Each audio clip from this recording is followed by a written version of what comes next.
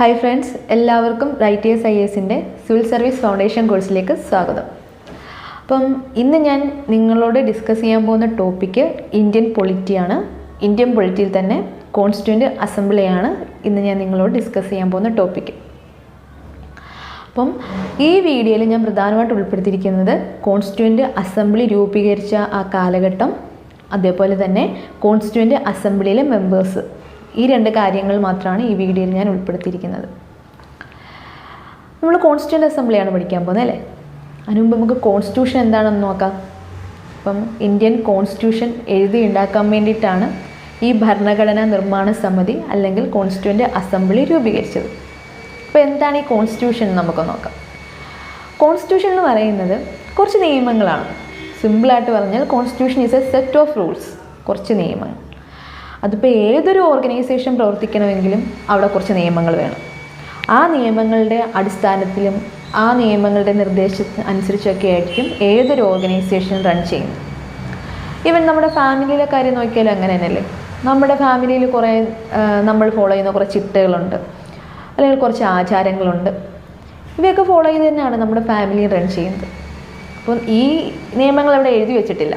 പക്ഷേ ഇന്ത്യയുടെ കാര്യത്തിൽ നമുക്കറിയാം, ഇന്ത്യൻ കോൺസ്റ്റിറ്റ്യൂഷൻ എന്ന് പറയുന്നത് റിട്ടൺ കോൺസ്റ്റിറ്റ്യൂഷനാണ്, നമ്മുടെ ഒരു എഴുതപ്പെട്ട ഭരണഘടനയാണ്.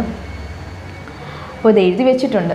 അപ്പം ഈ റിട്ടൺ കോൺസ്റ്റിറ്റ്യൂഷന് വേണ്ടിയിട്ട് അന്ന് രൂപീകരിച്ച ആ ഭരണഘടനാ നിർമ്മാണ സമിതിയുടെ അന്നത്തെ ഒരു സാഹചര്യം, ആ കാലഘട്ടത്തിൻ്റെ ഒരു സാഹചര്യമൊക്കെ എങ്ങനെയായിരുന്നു, അതേപോലെ തന്നെ അതിലെ മെമ്പേഴ്സ് ആരൊക്കെയാണ് എന്നൊക്കെയൊന്ന് നോക്കാൻ വേണ്ടിയിട്ടാണ് നമ്മളിന്ന് ഈ വീഡിയോ ചെയ്യുന്നത്.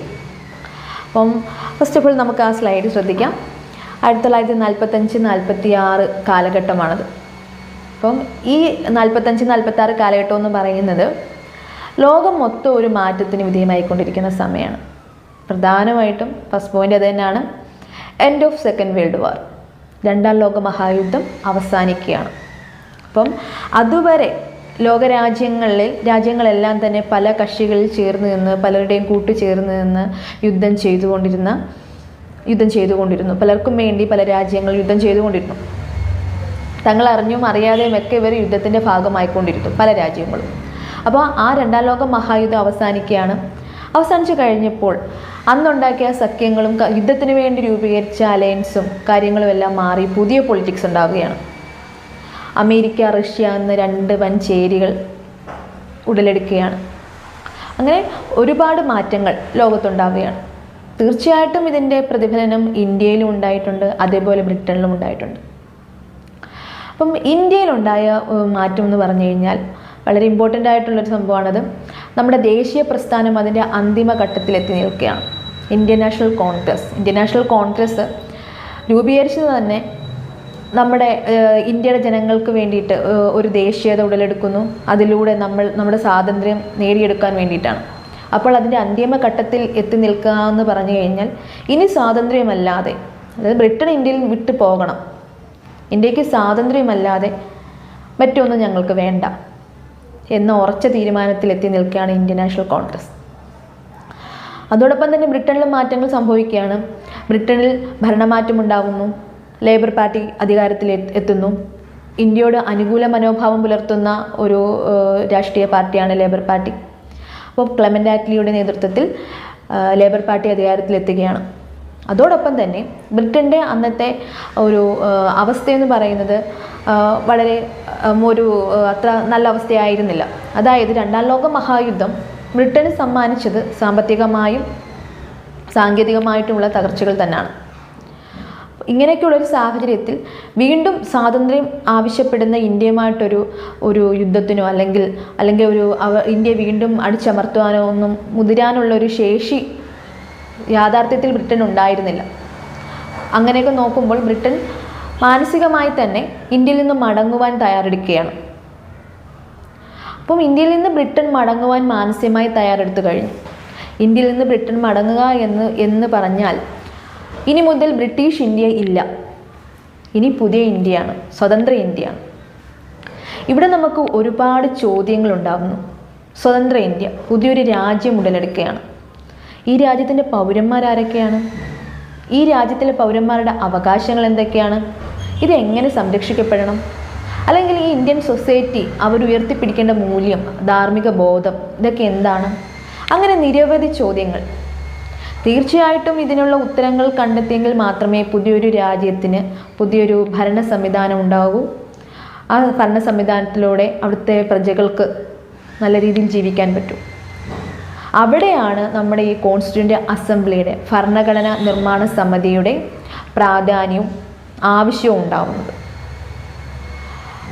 പുതിയതായി ഉടലെടുക്കുന്ന രാജ്യത്തിന് നല്ലൊരു ഭരണം കാഴ്ചവെക്കണമെങ്കിൽ, നല്ലൊരു ഭരണം ഉണ്ടാവണമെങ്കിൽ മുൻകൂട്ടി എഴുതി തയ്യാറാക്കിയ ഒരു ഭരണഘടന ഉണ്ടാവണം.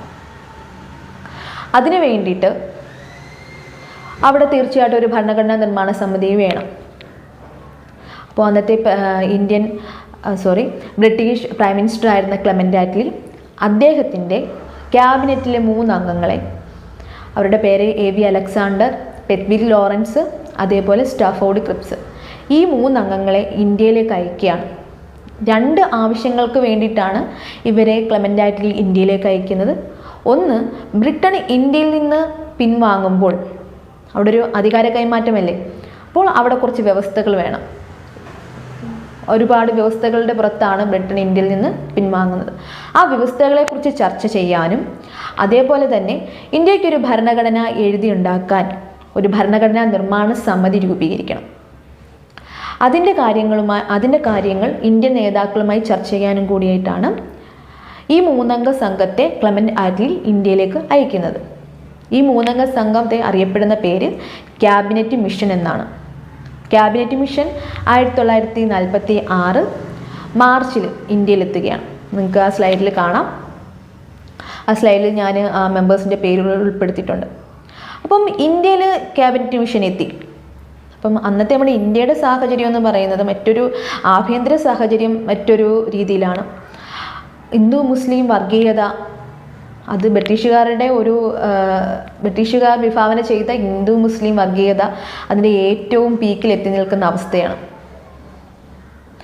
ഒരുപാട് പ്രശ്നങ്ങൾ, അത് ക്യാബിനറ്റ് മിഷൻ ഇന്ത്യയിലെത്തി, അധികാര കൈമാറ്റ വ്യവസ്ഥകളായാലും ഭരണഘടനാ നിർമ്മാണ സമിതിയെക്കുറിച്ചുള്ള ചർച്ചയിലും ഒരുപാട് തർക്കങ്ങളും വിതർക്കങ്ങളും ഉണ്ടായി. പാകിസ്ഥാൻ എന്ന് പറയുന്ന ഒരു രാഷ്ട്രം വേണമെന്ന് ഒരു കൂട്ടർ വാദിക്കുന്നു. അല്ല, ഇന്ത്യ വിഭജിക്കാതെ ഇന്ത്യയെ അന്ന് കണ്ട ഇന്ത്യ എന്താണോ അതേപോലെ നിലനിർത്തണമെന്ന് മറ്റൊരു കൂട്ടം ആഗ്രഹിക്കുന്നു. അങ്ങനെയുള്ള ഒരുപാട് തർക്കത്തിനിടയിൽ 1946 നവംബർ മാസം ഇന്ത്യൻ കോൺസ്റ്റിറ്റ്യൂൻ്റ് അസംബ്ലി രൂപീകരിക്കുകയാണ്. ഇന്ത്യൻ കോൺസ്റ്റിറ്റ്യൂൻ്റ് അസംബ്ലിയുടെ പ്രവർത്തനം ഡൽഹിയിലായിരുന്നു. പാർലമെൻറ്റ് ഹൗസിൽ അവിടെ സെൻട്രൽ ഹാളുണ്ട്. ആ സെൻട്രൽ ഹാളാണ് കോൺസ്റ്റിറ്റ്യൂഷൻ ഹാൾ എന്നറിയപ്പെട്ടിരുന്നത്. ഈ കോൺസ്റ്റിറ്റ്യൂഷൻ ഹാളിൽ വെച്ചിട്ടായിരുന്നു സഭ സമ്മേളിച്ചിരുന്നത്. അങ്ങനെ ക്യാബിനറ്റ് മിഷൻ്റെ നിർദ്ദേശപ്രകാരം ഇന്ത്യയിൽ കോൺസ്റ്റിറ്റ്യൂൻ്റ് അസംബ്ലി നിലവിൽ വന്നു. ഇനി അടുത്തായി നമുക്കറിയേണ്ടത് ഈ കോൺസ്റ്റിറ്റ്യൂൻ്റ് അസംബ്ലിയിലെ അംഗങ്ങൾ ആരൊക്കെ ആയിരുന്നു എന്നതാണ്. തുടക്കത്തിൽ കോൺസ്റ്റിറ്റ്യൂൻ്റ് അസംബ്ലിയിൽ 389 മെമ്പേഴ്സാണ് ഉണ്ടായിരുന്നത്. ഇതിൽ 296 അംഗങ്ങളും ബ്രിട്ടീഷ് ഇന്ത്യയിൽ നിന്നുള്ളവരായിരുന്നു. ബാക്കി 93 അംഗങ്ങൾ പ്രിൻസ്ലി സ്റ്റേറ്റ്, അതായത് നാട്ടുരാജ്യങ്ങളിൽ നിന്നുമാണ് എത്തിയത്.